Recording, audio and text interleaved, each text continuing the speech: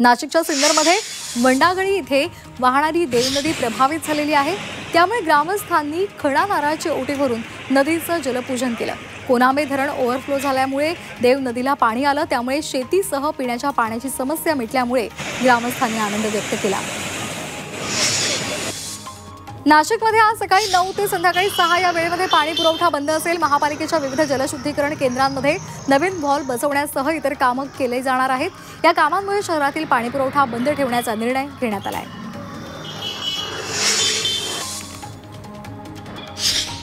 नाशिक महानगरपालिकेकडून अनधिकृत नळ जोडणी प्रकरणामध्ये कारवाई करण्यात आलेली आहे।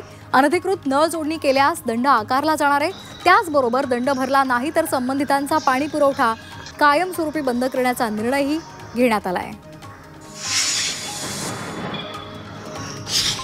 सिन्नरच्या गोंदे शिवारामध्ये बिबट्याच्या हल्ल्यामध्ये 4 वर्षांची चिमुरडी मृत्युमुखी पडली। वनविभागानं घटनास्थळी तातडीनं धाव घेऊन पंचनामा केला। बिबट्याच्या वाढत्या दहशतीमुळे नागरिकांमध्ये सध्या भीती पसरली आहे। त्यामुळे वनविभागानं बिबट्याच्या बंदोबस्ताची मागणी स्थानिक करतायत।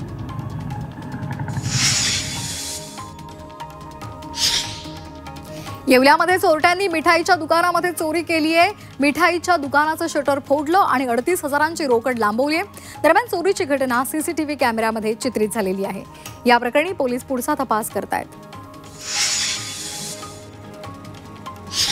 येवला शहरातील चिंचोडीमध्ये रस्त्याची दयनीय अवस्था झालेली आहे आणि त्यामुळे शाळेमध्ये जाणाऱ्या विद्यार्थ्यांची गैरसोय होते। या प्रकरणामध्ये ग्रामपंचायत प्रशासनानं लक्ष द्यावं अशी मागणी परिसरातले ग्रामस्थ करतायत।